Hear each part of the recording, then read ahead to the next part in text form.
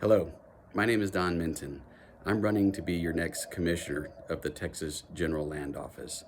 I want to share a few moments with you this morning with the beautiful mountains in the background here in El Paso, Texas, to share a little bit about my political philosophy so you can know who I am, what I believe in, and why I think that translates into a vote for me on March 1st in the Republican primary. There are 7 core principles to my political philosophy, and I've been thinking about this for a long time. It's not something I whipped out for this race. It's not something that I've campaigned on in the past, and instead it's something I've been distilling for many years. My hope is that at a high level, these 7 tenets are something that we can all agree on, and we don't get disagreement until we start drilling down into the details. But if we can get agreement on these 7 principles, I think we have a good chance of reducing some of the hatred and vitriol that currently occupies politics today. So here goes. Number 1, rejection of hypocrisy. The worst thing that we see is hypocrisy in politics. Uh, if you state a position, if you believe in something, then make it apply to you.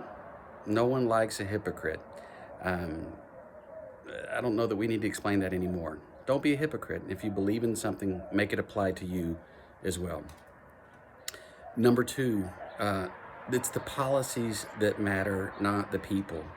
It's so easy for us to denigrate down into an ad hominem attack on a person's character or something they've done in the past.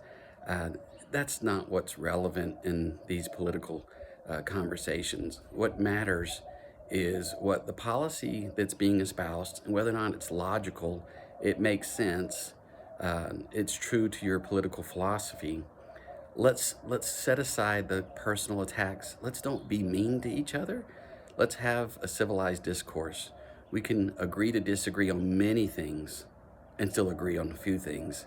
And those few agreements will make things wonderful. The third tenet is tolerance of differences. We're all different. We're all different. And we need to learn that no one is exactly like ourselves, right? Haven't we heard that before? We're unique. And so we need to be respectful and not just respectful, but also recognize that we're inherently different. And therefore, we don't need to seek out people that are exactly the same as us. We need to seek out those who think differently, find out why they think the way they do, and let's explore. You'll never know what you're going to find out. I tell people, meet me in the middle. It's nice over here. The fourth tenet, I believe, that should guide our political philosophy is that the individual is the ultimate minority. Uh, we all know that minorities have been oppressed, not just in America, not just in Texas, but throughout world history. Minorities are oppressed. And when you take a group into a smaller and smaller size, we see that it's easier to oppress the smaller the group is. And the individual, the single individual, is the entity that's most likely to be oppressed by the government. And I'm not saying that go get your gun, let's fight the government. That's not what I'm saying.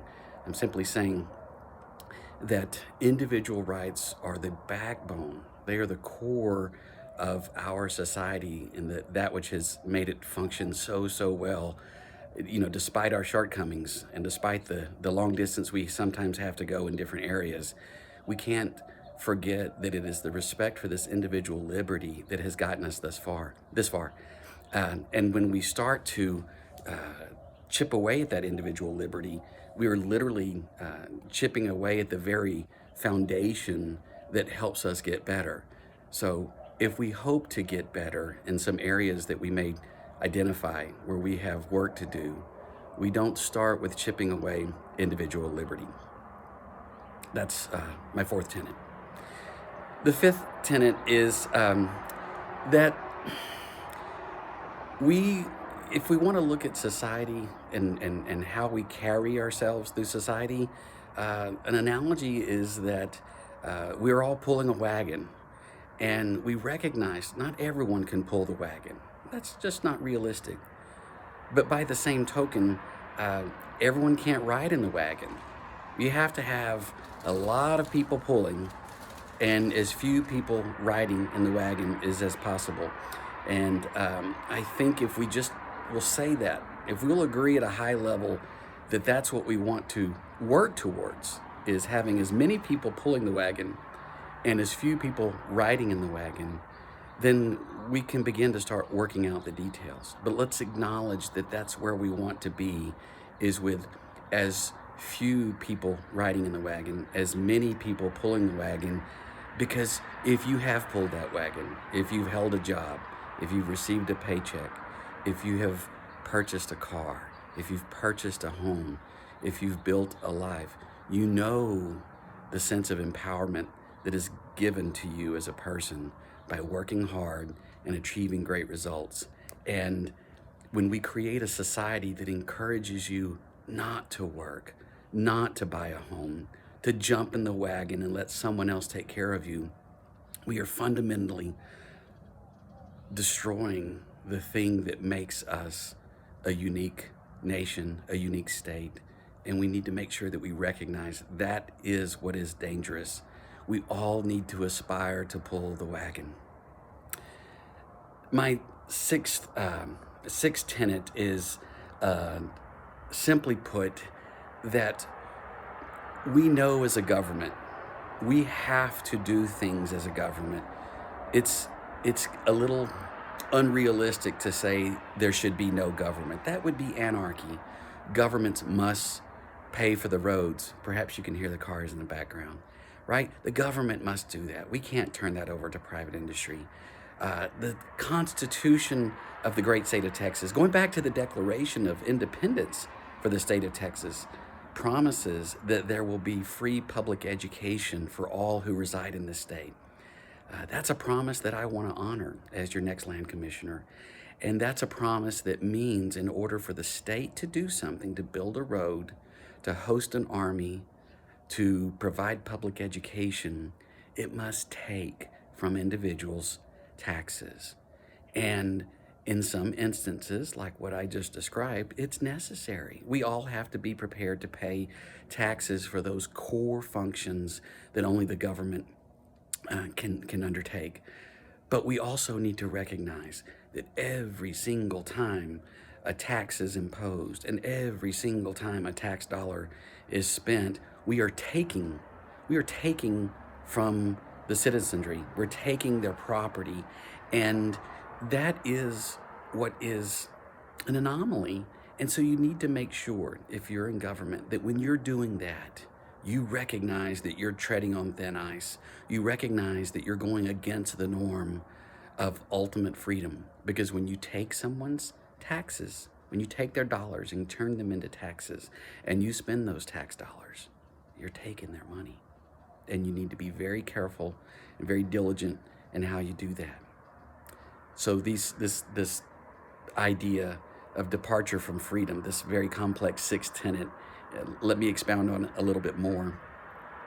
We should have, without exception, except in the most extreme circumstances, we should have freedom of action, freedom of speech, freedom of thought, and freedom of worship. We should have a freedom from the compulsion to serve others or to transact with others in a certain way. We should have a freedom from having to disclose private facts. We should have the right to earn an income and the unencumbered right to spend, invest, hold, or donate those proceeds of that income as you see fit. Again, taxation is antithetical to the freedom that we have. And so if you tax, you should do so sparingly and with reservation, and when there's no other means to achieve that end. Finally, my last political tenet, and I hope that you can agree with this, is that in politics and in government, we should be very careful when we say all or never.